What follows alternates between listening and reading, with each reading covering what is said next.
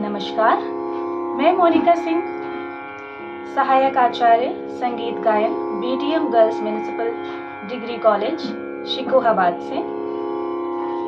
मित्रों, आज हमारे व्याख्यान का विषय बहुत ही सुंदर है, जो कि है काकू। क्या आप में से कुछ लोग काकू या काकू भेद के विषय में जानते हैं? यह संगीत में काकू का किस प्रकार से प्रयोग होता है, इस विषय में क्या आपने कभी सुना है? तो आज के इस वीडियो में हम काकू क्या होता है, काकू का महत्व क्या है, काकू के कितने प्रकार हैं और इसका संगीत में प्रयोग किस प्रकार से किया जाता है, इस विषय पर अपनी चर्चा करेंगे। तो सबसे पहले हम लोग बात करते हैं कि काकू आखिरकार है क्या। बहुत ही आसान से इसकी परिभाषा है कि आवाज का उतार चढ़ाव ही काकू है।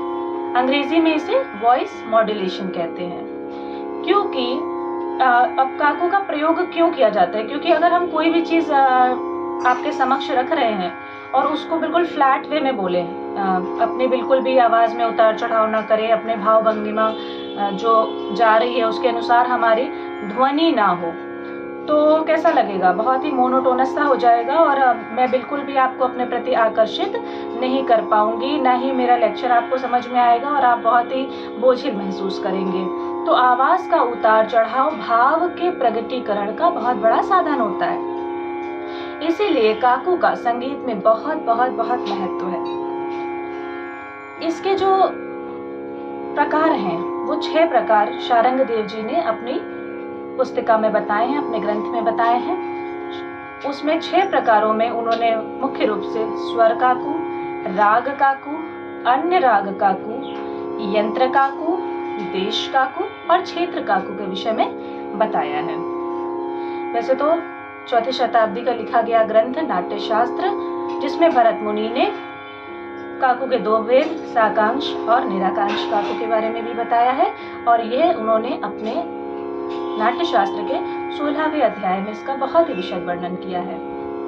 लेकिन यहाँ पर समय की कमी होने के कारण बहुत ही संक्षिप्त रूप से आपके समक्ष ये बातें रखना चाहूंगी। स्वर काकू क्या है? आप जानते हैं कि संगीत का आधार स्वर है और स्वर का आधार नाद है। तो स्वर काकू जो है ये बहुत ही विशेष महत्व रखता है अपने आप में।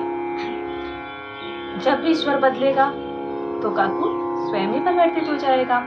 तो जो काकू स्वर पर आधारित होते हैं वे स्वर काकू कहलाते हैं। इसके उपरांत है राग काकू। शास्त्रीय संगीत का मुख्य आधार राग है, क्योंकि मध्यकाल के बाद से या मध्यकाल से ही कह लीजिए, आप जो भी चीज, जो भी शैली अपनी गायन की या वादन की प्रकट करते हैं, तो उसमें कहीं ना कहीं राग के बिना आप कर ही नहीं सकते हैं। आप कोई भी गीत शैली ले लें, ध्रुपद गाएं, धमार गाएं, ठुमरी गाएं, दादरा, टप्पा, ख्याल, कुछ भी आप गाएंगे, यहाँ तक कि कई बार भजन, गजल, ये सब भी जब आप गाते हैं तो वो भी राग पर आधारित होते हैं। तो ये है राग काकू। ये अपने आप में स्वतंत्र होते हैं, क्योंकि रागों का स्वतंत्र अस्तित्व होता है। इसके उपरांत आता है अन्य राग काकू। कुछ राग भारतीय संगीत में ऐसे हैं जिसमें दूसरे रागों की छाया पड़ती है, तो यही अन्य राग काकू कहलाते हैं। उसके बाद में है देश काकू। हम सभी लोग जानते हैं कि भारतवर्ष जो है विविधताओं से भरा हुआ है, ठीक है। तो इसमें क्या होता है कि जैसे छोटे ही खंड में अगर हम सिर्फ उत्तर प्रदेश की ही बात कर लें, तो उत्तर प्रदेश में ही हर थोड़ी दूर पे, हर 4 कोस पे बोली, बानी और पानी बदल जाता है। तो जब आपकी बोलने का तरीका बदलता है, तो वहाँ का क्षेत्रीय प्रभाव जो है वो आपके गाने में भी आने लगता है। उदाहरण के स्वरूप में अगर आप लेना चाहें कि यदि आप बनारस के हैं तो आप दूसरे ढंग से हिंदी भाषा का प्रयोग करते हैं, यदि आप पश्चिमी उत्तर प्रदेश से हैं तो आप दूसरी तरह से, वही शब्द बोलने का ढंग आपका अलग होगा। या अगर हम थोड़ी दूर की बात करें तो बंगाली व्यक्ति जब हिंदी बोलते हैं तो उनका बोलने का तरीका अलग हो जाता है, मराठी उसी चीज़ का उच्चारण अलग ढंग से करते हैं। तो यही जो क्षेत्रीय प्रभाव आ जाता है हमारे बोलने में, इसे हम कहते हैं क्षेत्र काकू, देश काकू, माफ कीजिएगा। उसके बाद में आता है यंत्र काकू। ध्वनि किस यंत्र से आ रही है, किस माध्यम से आ रही है, इसे पहचानना। कैसे पहचानते हैं हम? यदि मान लीजिए ये जो अभी आवाज़ आप सुन रहे हैं, तो इतना तो आप समझ गए हैं कि ये किसी तबला की, सारंगी की, मंजीरा की आवाज़ नहीं है। आप मेरे पीछे तानपुरा देख पा रहे हैं, ये जो पीछे है ये मैनुअल तानपुरा है, और जो यहाँ पर बज रहा है ये इलेक्ट्रॉनिक तानपुरा से ये आवाज़ आ रही है।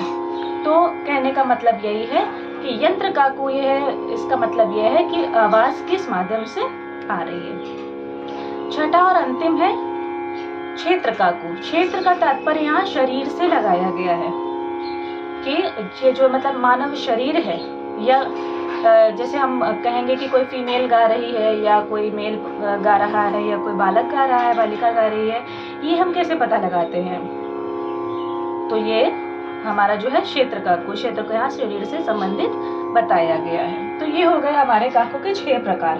अब इनका महत्व क्या है और इनका प्रयोग किस प्रकार से किया जाता है?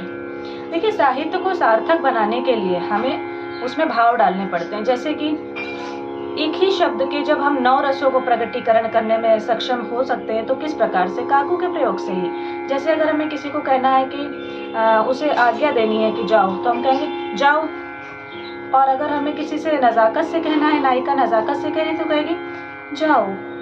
तो ये जो अंतर है, ये जो उसी एक शब्द के अलग अलग भाव का प्रकटीकरण जो हम कर पाते हैं, वो हम काकू के माध्यम से ही कर पाते हैं। और काकू का प्रयोग गायन में, नाट्य में, साधारण बातचीत में, हर जगह सदैव होता है। मुझे ऐसी आपसे आशा है कि आज की आपको ये बातचीत समझ में आई होगी और ये व्याख्यान आपको सार्थक लगा होगा। अब आप आगे से अपने जीवन में कहीं भी काकू को पहचानने में सक्षम होंगे। धन्यवाद।